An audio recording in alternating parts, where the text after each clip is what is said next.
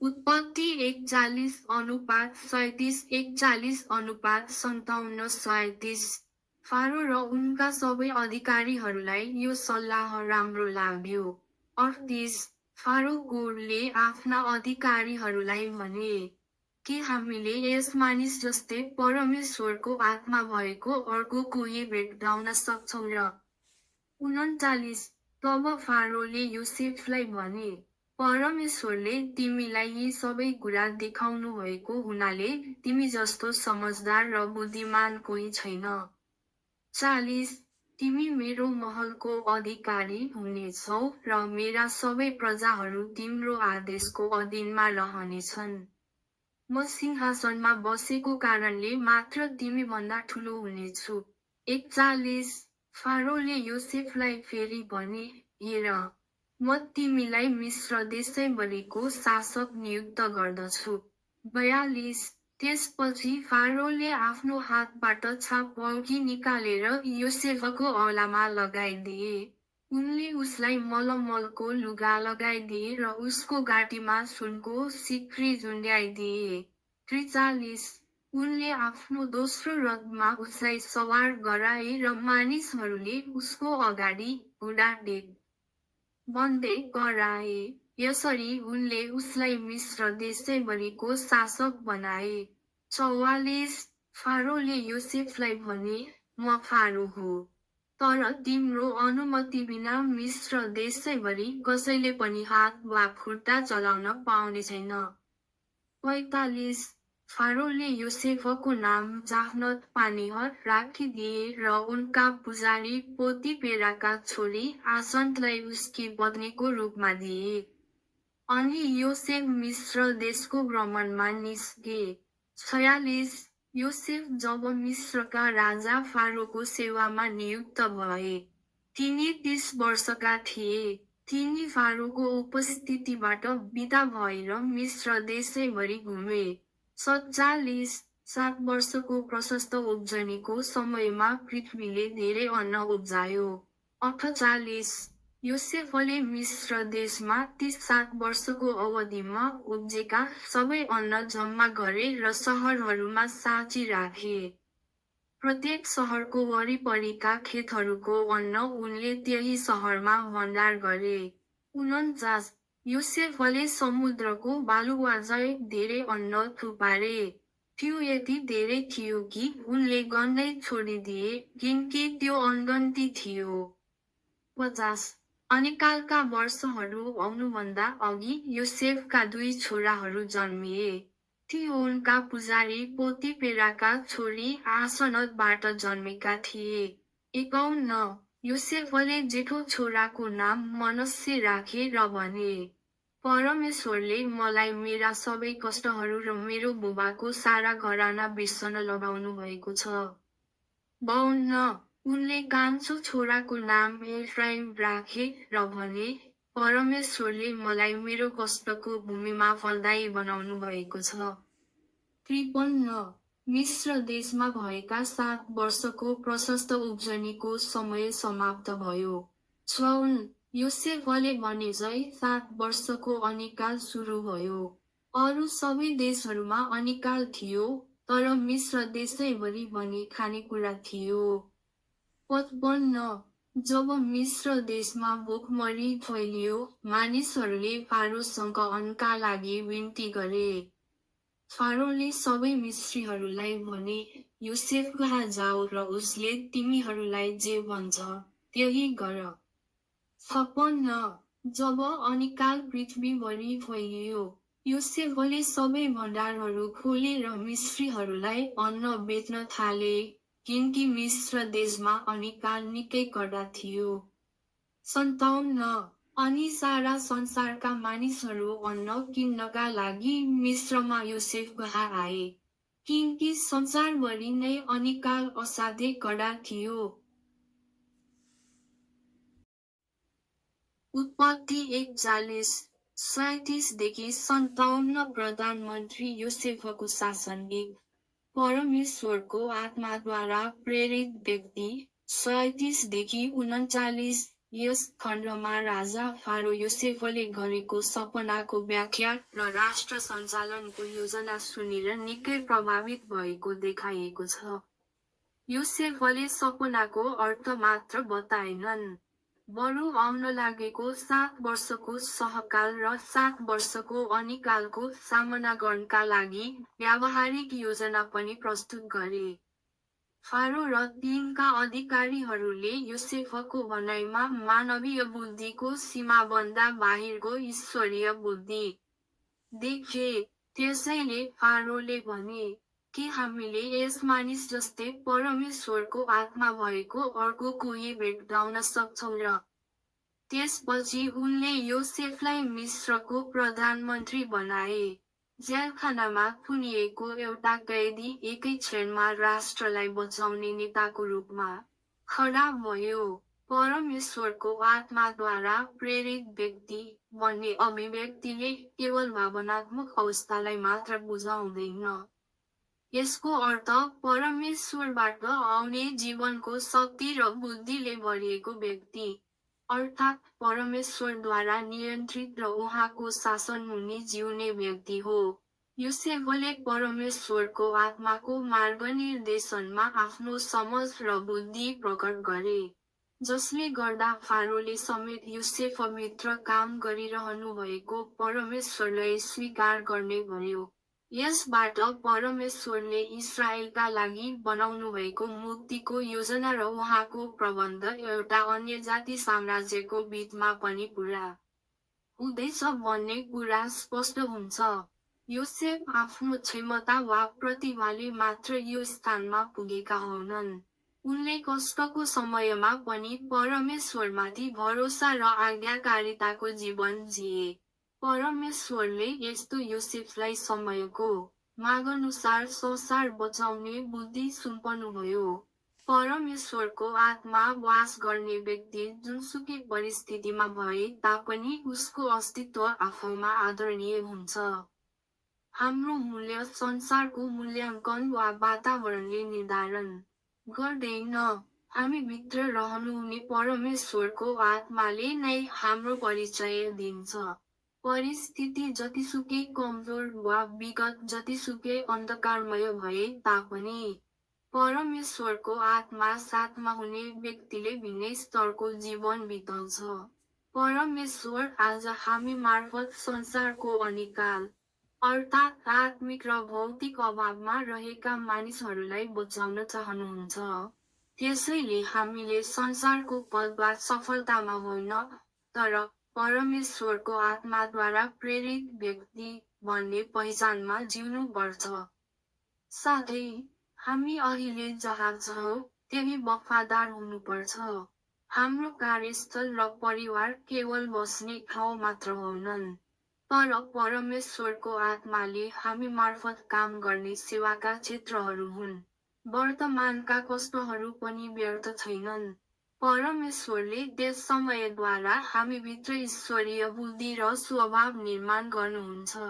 सबैभन्दा महत्त्वपूर्ण कुरा, परमेश्वरको आत्मा पाएको व्यक्तिले त्यो अनुग्रह आफ्नो लागि मात्र प्रयोग गर्दैन। आदरणीय विश्वासीहरू, योसेफले सञ्चय गरेको अन्नले जसरी जाति-जातिलाई बचायो, त्यसरी नै परमेश्वरले हामीलाई दिनुभएको अनुग्रह र बुद्धि पनि वरपरका मानिसहरूलाई बचाउन र सेवा गर्नका लागि प्रवाहित हुनुपर्छ। परमेश्वरको आत्माले सधैँ जीवन बचाउने दिशामा काम गर्नुहुन्छ। 2. परमेश्वरले उच्च पार्नुभएको व्यक्ति योसेफ 40 देखि 45 फारोले योसेफलाई सारा देश सुम्पिँदै घोषणा गरे, सिंहासनको कारणले मात्र म तिमीभन्दा ठुलो हुनेछु। त्यसपछि फारोले आफ्नो छाप औँठी योसेफको हातमा लगाइदिए, मलमलको लुगा र सुनको सिक्री पहिराइदिए। अनि राजाको दोस्रो रथमा सवार गराएर सारा देशको अगाडि खडा गरे। यो केवल पदोन्नति मात्र थिएन, तर मिस्र साम्राज्यको आधिकारिक शासन अधिकार सुम्पने कार्य थियो। हिजो कमारो हिब्रू ठिपो एकै रातमा तत्कालीन विश्वकै शक्तिशाली राष्ट्रको प्रशासनिक प्रमुख बन्यो। तर योसेफको यो उन्नति मानवीय अनुभव वा राजनीतिक पृष्ठभूमिका कारण भएको थिएन। उनी परमेश्वरले उच्च पार्नुभएको व्यक्ति थिए। उनको अधिकार र सम्मानको स्रोत मानिस होइन, तर परमेश्वरको प्रबन्ध थियो। मानिसहरूले योसेफलाई जेलखानामा थुने, तर परमेश्वरले उनलाई जाति-जातिलाई बचाउने स्थानमा पुर्याउनुभयो। योसेफले यसअघि 2वटा सपना देखेका थिए। दाजुहरूको बिटाले आफ्नो बिटालाई रोग गरेको र सूर्य, चन्द्रमा अनि 11वटा ताराहरूले आफूलाई रोग गरेको सपना थियो। 43 पदमा, मानिसहरूले उसको अगाडि बुढादेग बन्दै कराए भन्ने दृश्यले त्यो सपना वास्तविकतामा पूरा हुन थालेको क्षणलाई देखाउँछ।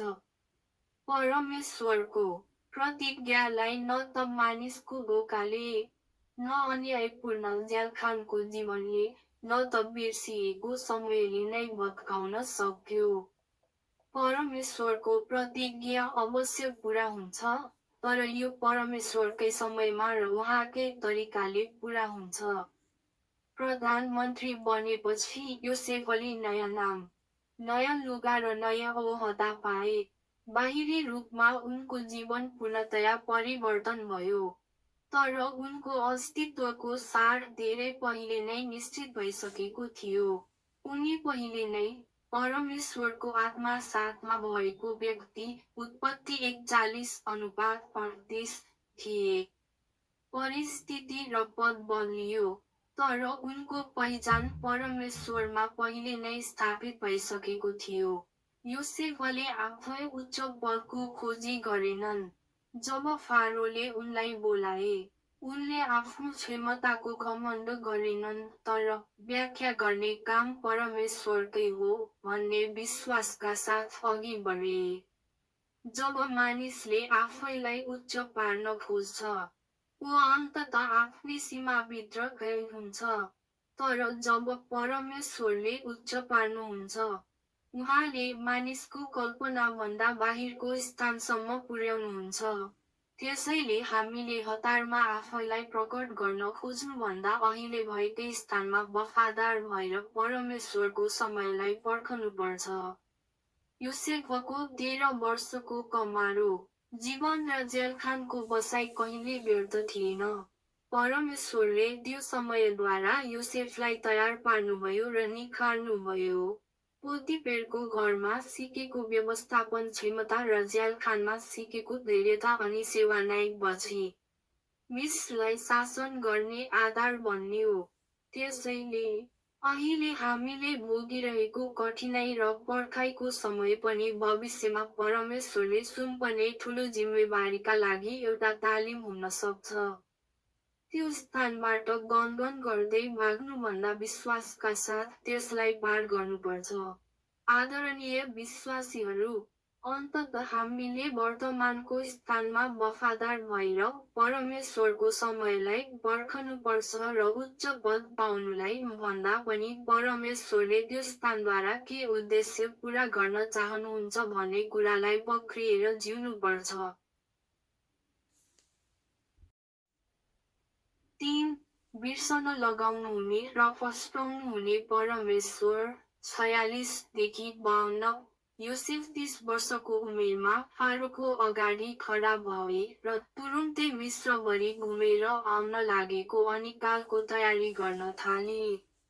7 वर्षको सहकालमा उनले यति धेरै अन्न सञ्चय गरे कि बाइबलले त्यसलाई समुद्रको बालुवाझैँ धेरै र गन्नै नसकिने गरी प्रशस्त थियो भनी उल्लेख गरेको छ। तर यस खण्डले केवल योसेफको प्रशासनिक क्षमता वा राष्ट्रिय आर्थिक नीतिलाई मात्र जोड दिँदैन। बाइबलले विशेष गरी योसेफका 2 छोराहरूको नाममा ध्यान केन्द्रित गर्दछ। जेठो छोरा मनश्शेको अर्थ हो, परमेश्वरले मलाई मेरा सबै कष्टहरू र मेरो बुबाको सारा घराना बिर्सन लगाउनु भएको छ। र कान्छो छोरा एफ्राइमको अर्थ हो, परमेश्वरले मलाई मेरो कष्टको भूमिमा फस्टाउनुहुने वा फलदायी बनाउनु भएको छ। योसेफले आफ्नो जीवनलाई संयोग वा आफ्नै क्षमताको रूपमा व्याख्या गरेनन्। उनले आफ्नो सम्पूर्ण पुनर्स्थापना र फललाई परमेश्वरसँग जोडे। परमेश्वरले उनलाई सफलता मात्र दिनुभएन, तर उनको चोटलाई निको पार्नुभयो र कष्टको भूमिमा फल फलाउन लगाउनुभयो। परमेश्वर चोटहरूलाई अन्त्य गरिदिनुहुने हुनुहुन्छ। योसेफले दाजुहरूको विश्वासघात, कमारो जीवन र अन्यायपूर्ण जेलखानको कष्ट भोगेका थिए। मानवीय दृष्टिकोणबाट हेर्दा यी जीवनभर नमेटिने चोटहरू थिए। तर परमेश्वरले ती चोटहरूलाई योसेफको पुरै जीवनमाथि शासन गर्न दिनुभएन। परमेश्वरले उनको भित्री हृदयलाई छुनुभयो र पीडा अनि दुखमा बाँधिएको मनलाई निको पार्नुभयो। मनुष्य भन्ने नामले केवल कुराहरू बिर्सनुलाई मात्र बुझाउँदैन, तर विगतका चोटहरूमा अब उपरान्त बाँधिएर जिउनु नपर्ने परमेश्वरको अनुग्रहलाई देखाउँछ। यसले के स्पष्ट पार्छ भने परमेश्वर मानिसको बाहिरी वातावरण मात्र होइन, तर भित्री हृदयलाई पनि निको पार्ने साँचो पुनर्स्थापनाकर्ता हुनुहुन्छ।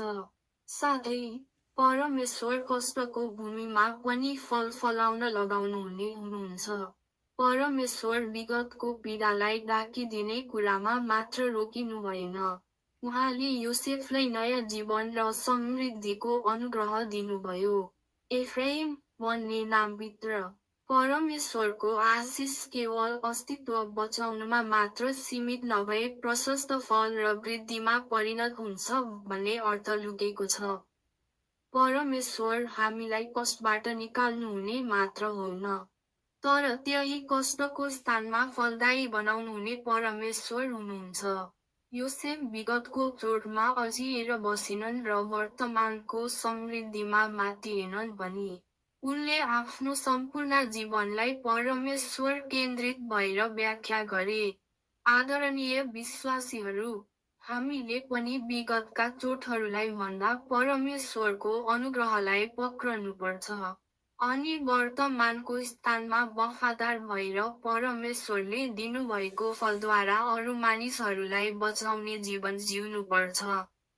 परमेश्वर आज पनि हाम्रा पीडाहरूलाई निको पार्नुहुने र आँसुको ठाउँमा नयाँ फल फलाउनुहुने परमेश्वर हुनुहुन्छ। 4. योसेफ कहाँ जाऊ र उसले तिमीहरूलाई जे भन्छ त्यही गर। 53 देखि 57 सहकालका 7 वर्षहरू सकिएपछि योसेफले व्याख्या गरेझै 7 वर्षको अनिकाल सुरु भयो। त्यो अनिकाल केवल मिस्रको मात्र समस्या थिएन। बाइबलले पृथ्वीभरि अनिकाल पर्यो भनी उल्लेख गरेको छ, जसले यो धेरै देशहरूलाई प्रभावित पार्ने गम्भीर विपत्ति थियो भन्ने देखाउँछ। तर मिस्रमा अन्न थियो, किनकि परमेश्वरले योसेफ मार्फत पहिले तयारी गर्न लगाउनुभएको थियो। भोकाएका मानिसहरू फारो कहाँ आएर अन्न माग्दा फारोले यसो भने, योसेफ कहाँ जाऊ र उसले तिमीहरूलाई जे भन्छ त्यही गर। त्यसपछि योसेफले भण्डारहरू खोलेर मानिसहरूलाई अन्न बाँडे। अन्ततः विभिन्न देशका मानिसहरू अन्न किन्न मिस्रमा योसेफ कहाँ आए। परमेश्वरले जीवनका सबै आवश्यकताहरूको आपूर्ति योसेफ मार्फत प्रवाह गराउनुभयो र उनलाई जीवनको माध्यमको रूपमा प्रयोग गर्नुभयो। परमेश्वर अघिबाटै तयारी गर्नुहुने परमेश्वर हुनुहुन्छ। अनिकाल आउनुभन्दा पहिले नै परमेश्वरले योसेफलाई तयार पारिसक्नु भएको थियो। हामीले नदेखे तापनि परमेश्वर सधैँ अघि सरेर काम गर्नुहुने हुनुहुन्छ। साथै परमेश्वरले एक व्यक्ति मार्फत धेरै मानिसहरूलाई बचाउनुहुन्छ। सबै मानिसहरू योसेफ कहाँ जानु पर्थ्यो। परमेश्वरले एक व्यक्तिलाई खडा गरेर जाति-जातिहरूको जीवन रक्षा गर्नुभयो। यहाँ परमेश्वरको व्यवस्था पनि देखिन्छ। फारोले आधिकारिक रूपमा योसेफको अधिकारलाई स्वीकार गरे र जनतालाई उनको आज्ञा पालन गर्न आदेश दिए। जनताको भरोसा र शासकको अधिकार परमेश्वरको सार्वभौमिकतामुनि मिलेर काम गर्दा सामाजिक सुव्यवस्था र जीवनको रक्षा सम्भव भयो। सबैभन्दा महत्त्वपूर्ण कुरा, यस खण्डले आज्ञाकारिताले नै जीवनको फैसला गर्छ भन्ने तथ्यलाई देखाउँछ। उसले तिमीहरूलाई जे भन्छ त्यही गर भन्ने भनाइ केवल प्रशासनिक आदेश मात्र थिएन। जीवन योसेफको वचनप्रतिको आज्ञाकारितामा निर्भर थियो। परमेश्वरको तयारीभित्र आज्ञाकारिता जीवनको मार्ग बन्यो। आदरणीय विश्वासीहरू, अहिले संसार गम्भीर आत्मिक अनिकालको बीचमा छ। मानिसहरू अर्थ, उद्देश्य, प्रेम र आशाका लागि भोकाएका छन्। परमेश्वरको वचनले भरिएका विश्वासीहरू र मण्डलीले यस युगका लागि आफ्ना भण्डारहरू खोल्नुपर्छ।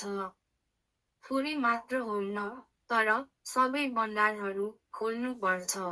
परमेश्वरबाट प्राप्त अनुग्रह, सत्य र प्रेमलाई उदारतापूर्वक बाँड्नुपर्छ। जसरी योसेफले भण्डारहरू खोलेर संसारलाई बचाए, त्यसरी नै आज परमेश्वर हामी मार्फत जीवनको वचन र सुसमाचारको अनुग्रह प्रवाहित भएको चाहनुहुन्छ। उत्पत्ति 1:40-37 देखि 57 प्रधानमन्त्री योसेफको शासनले परमेश्वरको आत्माद्वारा प्रेरित व्यक्ति 37 देखि 39:2 परमेश्वरले उच्च पार्नुभएको व्यक्ति योसेफ 40 देखि 45 दिन बिर्सन लगाउनुहुने र फस्टाउनुहुने परमेश्वर 46 देखि 52:4 योसेफ कहाँ जाऊ र उसले तिमीहरूलाई जे भन्छ त्यही गर 53 देखि 57 सर्वशक्तिमान परमेश्वर पिता। योसेफले सञ्चय गरेको अन्नले जसरी जाति जातिलाई खुवायो, त्यसरी नै हामीलाई दिनुभएको बुद्धि र अनुग्रह हामीमा मात्र सीमित नरहोस्। परमेश्वरको आत्माले जस्तै हाम्रो जीवन पनि सधैँ जीवन बचाउने र छिमेकीहरूको सेवा गर्ने दिशामा प्रवाहित होस्। उच्च पद पाउनुलाई भन्दा पनि परमेश्वरले हामीलाई त्यो स्थानमा खडा गर्नुभएको उद्देश्यलाई पहिले खोज्न सकौँ। विगतका चोटहरूमा नडुबी परमेश्वरको अनुग्रहलाई पक्रन सकौँ। र आँसुको बेसीमा पनि नयाँ फल फलाउनुहुने पुनर्स्थापनाका परमेश्वरमाथि भरोसा गर्दै आज हामीलाई सुम्पिएका कामहरूमा वफादार हुन सकौँ। आत्मिक अनिकालका कारण आशाविहीन भई बाँचिरहेको यस युगका लागि हामीसँग भएको सुसमाचारको भण्डार खोल्न सकौँ। कन्जुसी नगरी सबै भण्डारहरू खुल्ला गरेर परमेश्वरबाट प्राप्त प्रेम र सत्यलाई उदारतापूर्वक बाँड्न सकौँ। र तिर्खाएका आत्माहरूलाई बचाउने जीवनको मार्गको रूपमा प्रयोग हुन सकौँ। येशू ख्रीष्टको नाममा प्रार्थना गर्दछौँ। आमेन।